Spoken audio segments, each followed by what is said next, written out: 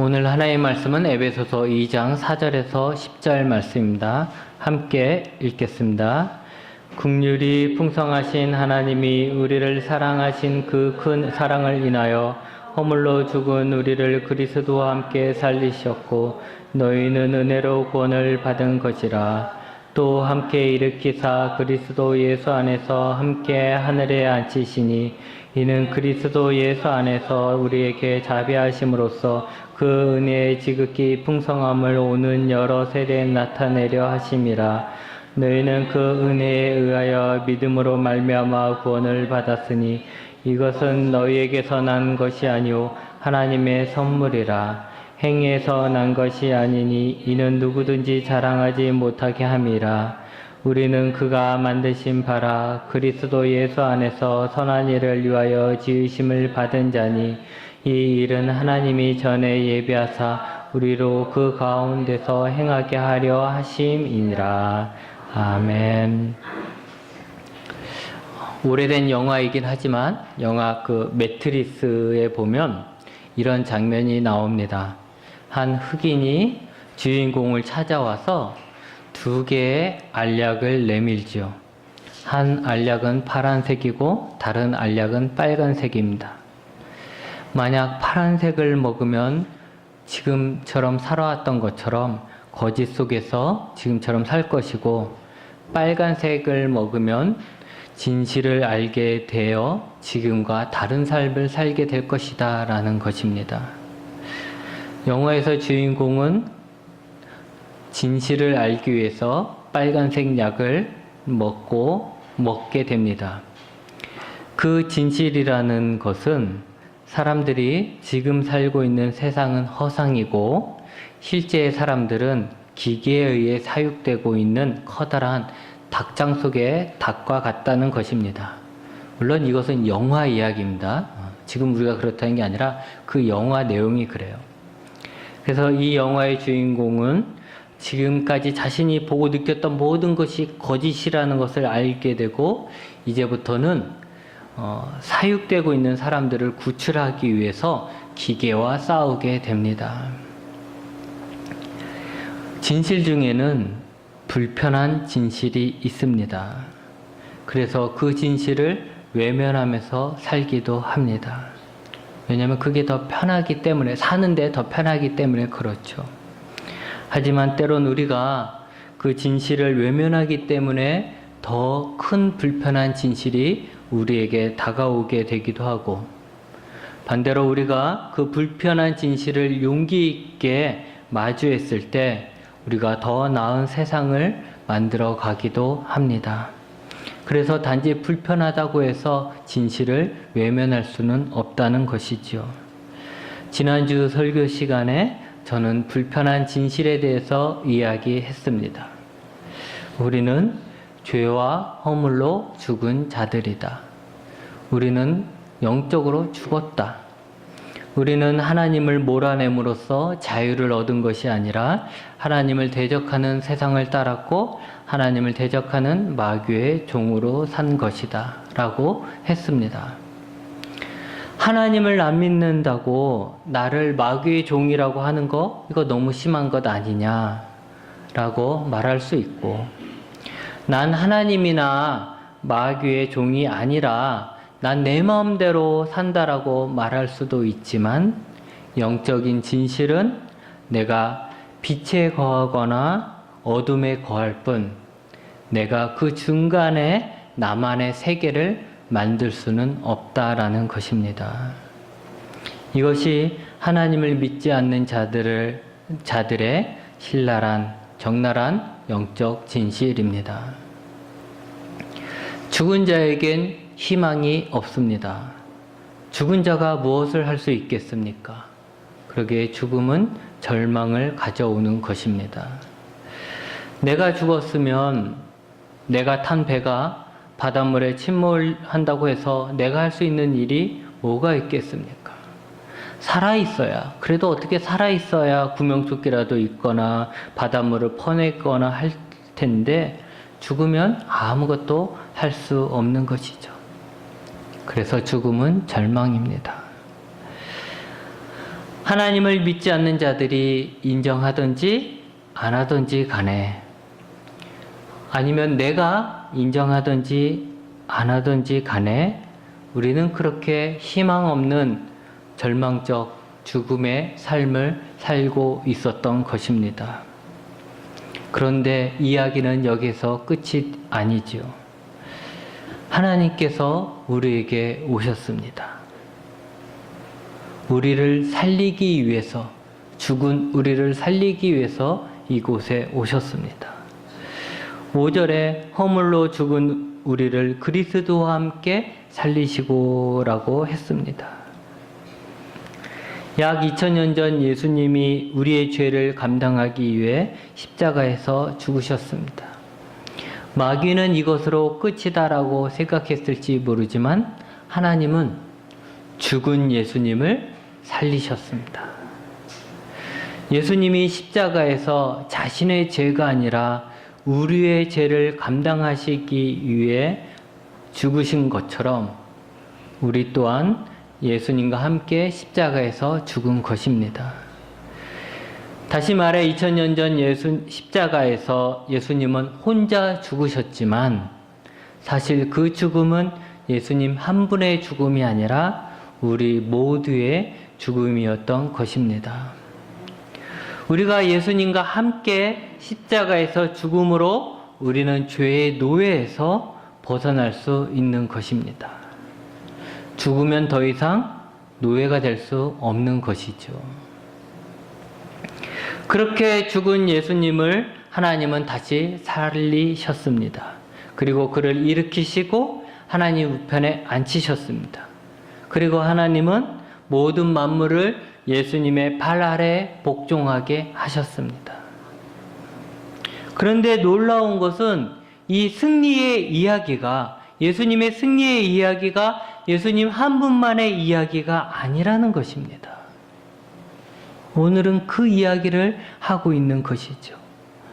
예수님이 죽으셨고, 예수님이 살아나셨고, 예수님이 부활하셨고, 예수님이 승천하셨고, 예수님이 다스리시지만 우리가 예수님과 함께 죽었던 것처럼 하나님은 예수님과 함께 죽은 우리를 살리셨고, 하나님은 예수님과 함께 우리를 일으키셨고, 예수님과 함께 우리를 하늘에 앉히셨다라고 말씀하십니다.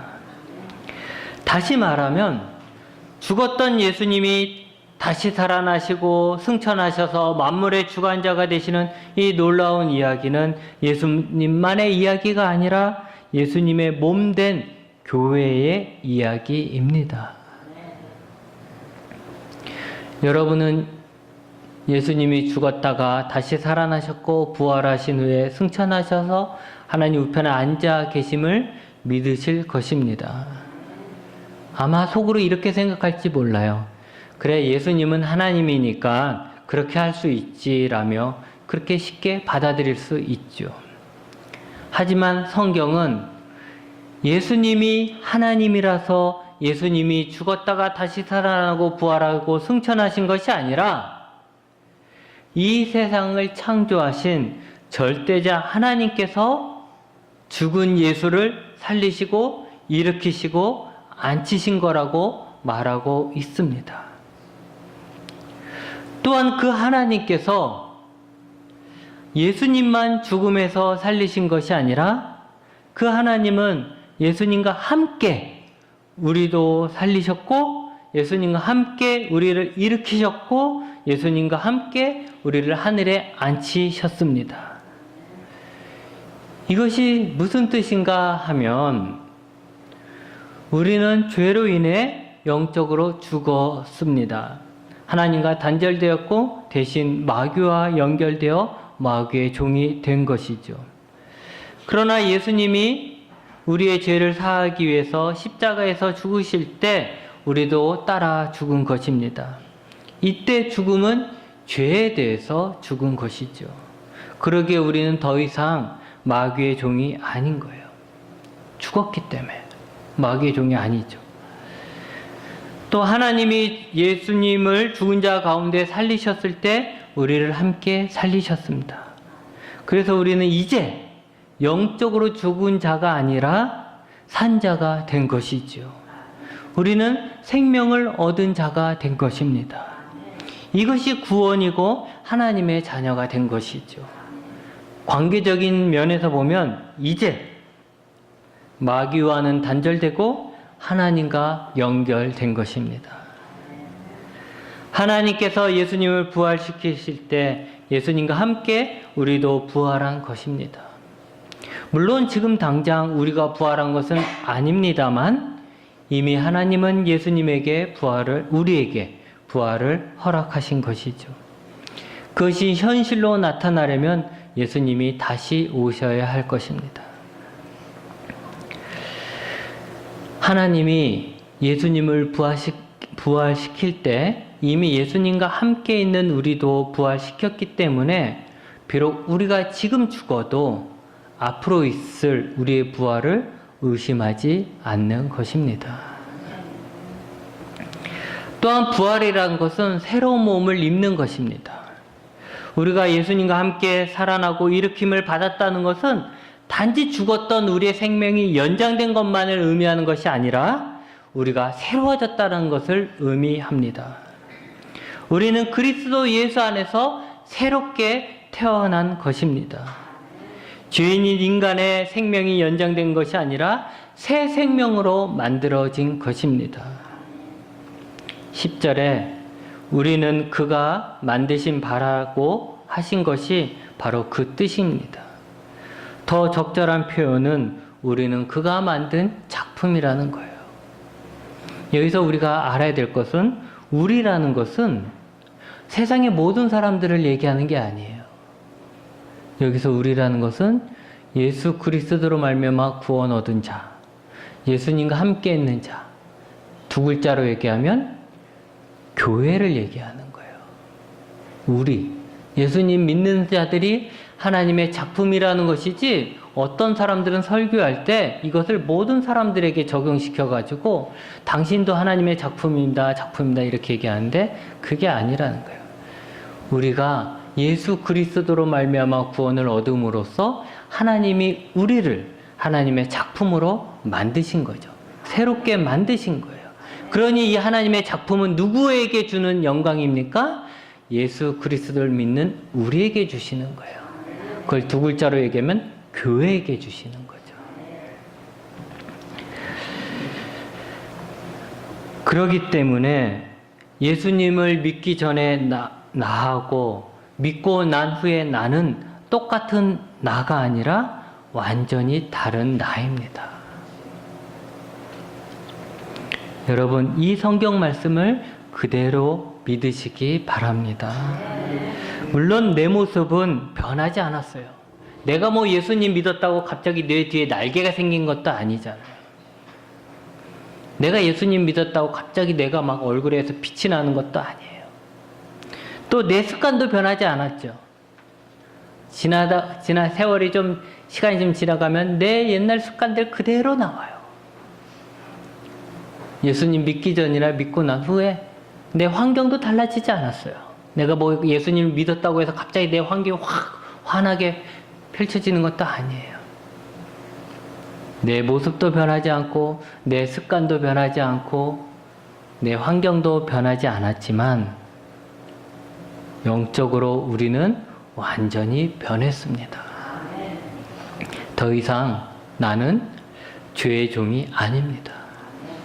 여러분 이거 잘 기억하셔야 돼요. 나는 더 이상 죄의 종이 아니에요.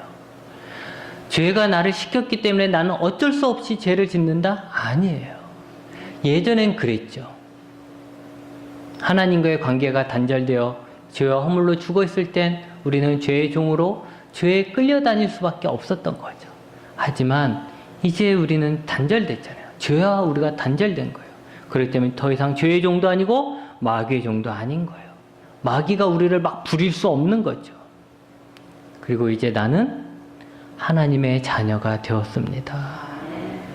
그리고 그 하나님은 나를 새롭게 다시 만드셨습니다.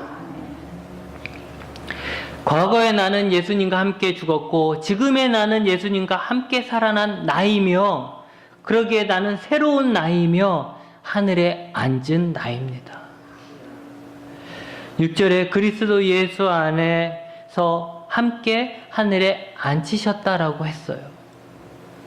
하늘에 앉았다는 것은 권세, 통치를 의미하는 거죠. 물론 우리는 미래의 마지막 날 예수님과 함께 왕노릇 할 것입니다. 그러나 그것이 단지 먼 미래만의 날이 아니라 하나님께서는 우리를 예수님과 함께 하늘에 앉히셨다라고 얘기한 거예요. 앉히겠다가 아니라 앉히셨다라는 거예요.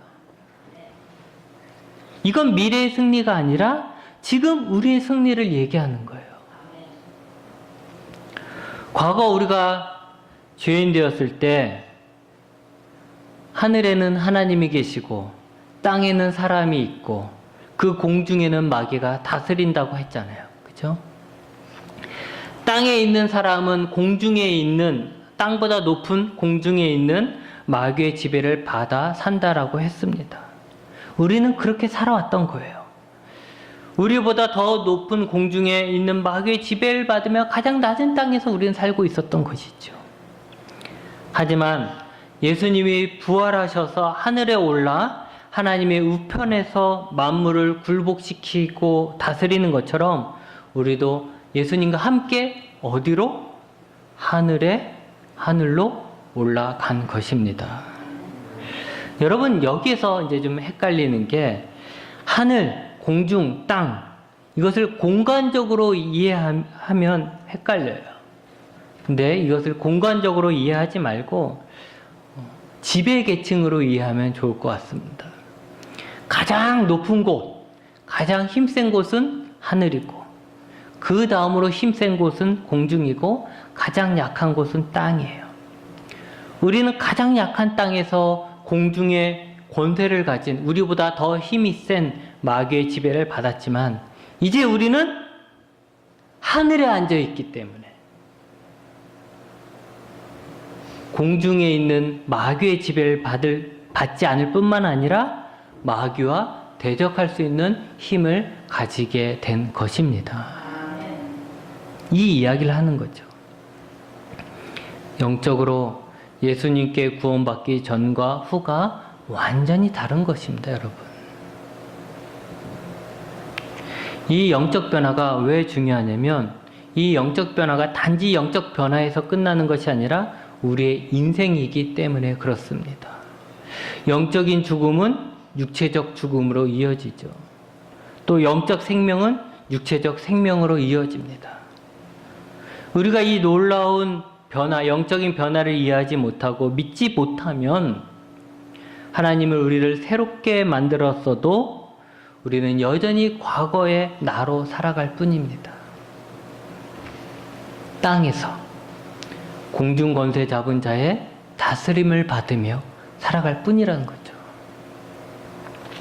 가끔 영상에 보면 호랑이나 어떤 맹수와 강아지가 같이 노는 영상들이 나옵니다. 호랑이가 강아지랑 같이 놀고 심지어는 강아지에게 쫓겨가는 것은 호랑이가 어릴 때부터 강아지 속에서 살았기 때문입니다. 호랑이는 자기가 호랑이인 줄 모르고 같이 자란 강아지로 사는 것이죠. 호랑이는 호랑이가 얼마나 강하며 자기가 호랑이라는 것을 인식하기 전까지 아무리 날카로운 이빨과 발톱을 가졌어도 강아지처럼 살아가는 것입니다. 여러분, 우리가 예수님이 살아나셨고 부활하셨고 승천하신 것을 믿는 것처럼 우리 또한, 나 또한 예수님 안에서 죽었다가 살아나고 부활했고 승천한 것을 믿으시기 바랍니다. 우리는 완전히 새롭게 만들어졌습니다. 여러분이 과거에 세상 풍조를 따르고 마귀의 다스림을 받았을 때 삶의 목적이 무엇인지 기억하십니까? 여러분, 무엇을 위해 살았습니까? 그것이 무엇이든지 간에 새롭게 된 지금은 중요하지 않습니다. 이제 중요한 것은 하나님께서 우리를 새로운 작품으로, 새롭게 만드신 목적입니다. 그것이 새로워진 우리 삶의 목적이 되는 것이지요. 그 목적은 10절에 그리스도 예수 안에서 선한 일을 위하여 지으심을 받은 것입니다. 그리스도 예수 안에서 선한 일을 위하여. 그것이 우리의 목적이 되는 것이죠. 그 선한 일이 무엇인가를 말하기 전에 먼저 알아야 될 것은 그 선한 일을 하게끔 한 것은 오래전 하나님의 계획이라는 것이에요. 오래전 우리를 구원하시는 것이 하나님의 계획이었던 것처럼 오래전 우리를 구원하여 새롭게 만들어서 선한 일을 하게끔 한 것이 하나님의 오래전 계획이라는 거예요. 갑작스러운 계획이 아니라 오래된 계획이라는 거죠. 하나님이 우리를 구원하시러 작정하셨던 것처럼 구원받은 우리가 하나님의 선한 일을 할 수 있도록 새롭게 만드신 것입니다. 그러기에 하나님의 선한 일은 우리가 생각하는 것보다 훨씬 더 큰 그림에서 나온 거예요. 우리가 생각할 수 없고 우리가 상상할 수 없는 하나님의 큰 계획 속에 있는 것이란 거죠. 또한 선한 일은 그리스도 예수 안에서 행할 수 있는 것입니다. 예수님을 떠나서 예수님을 대적하면서 할 수 있는 일이 아니라는 거예요. 하나님이 여러분의 향한 뜻이 뭔지 잘 모르시죠? 아무리 모른다 할지라도 그 하나님의 뜻은 여러분이 하나님을 떠나면, 예수님을 떠나면 이룰 수 없는 거라는 거예요. 기본적으로. 그러니까 나는 내 꿈을 찾기 위해서 교회를 이제 안 다닐래 말하는 것 자체가 틀린 거죠. 내 꿈은 어디에 있습니까? 예수 그리스도 안에 있는 거예요.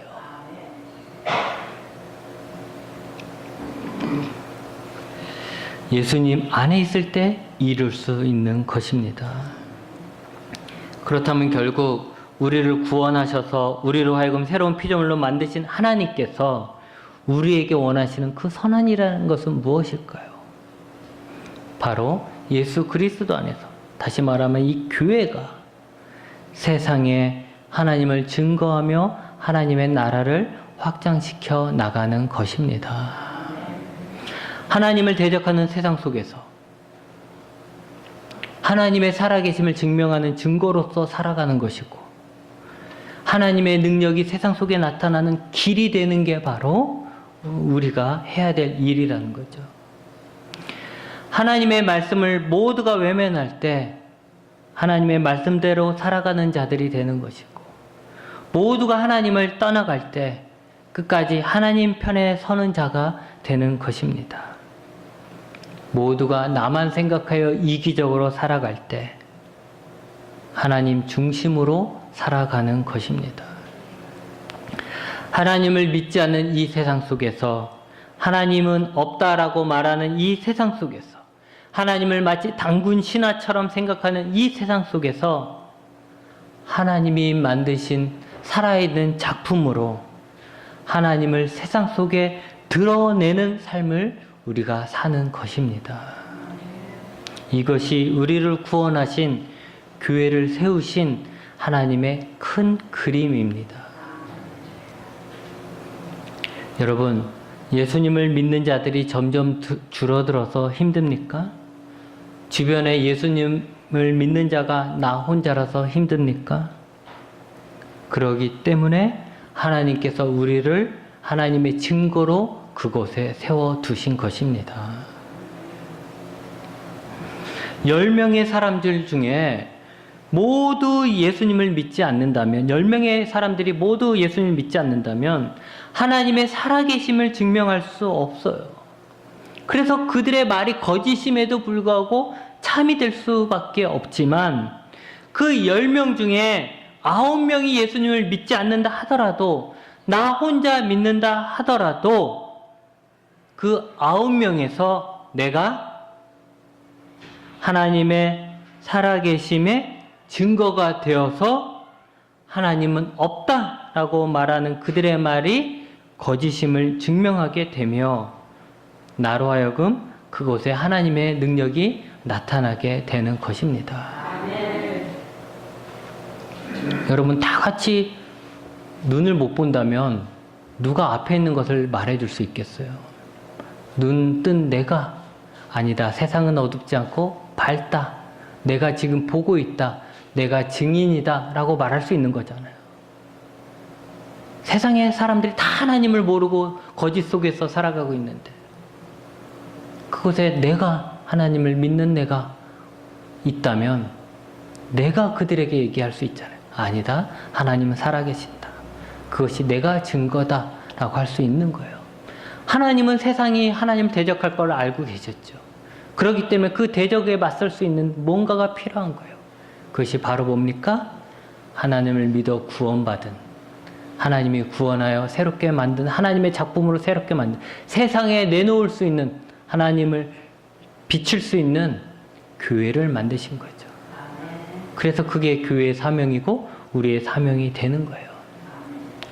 여러분, 우리가 어떤 직업을 가지든지 어떤 곳에 살든지 얼마나 벌든지 그것이 그렇게 정말 중요할까요?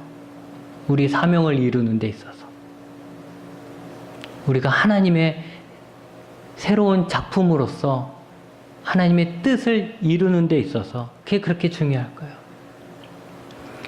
죄와 허물로 죽었던 우리를 살리시고 우리를 일으키시고 하늘에 앉히신 하나님, 우리를 새롭게 만드신 하나님은 우리가 예수 그리스도 안에서 선한 일을 하는 큰 그림을 그리셨던 것입니다. 하나님의 은혜로 구원받은 여러분, 과거에 얽매이지 마시고 세상에 얽매이지 마시고 예수 그리스도 안에서 하나님이 그리신 큰 그림의 일부를 충성되게 그려가시기 바랍니다.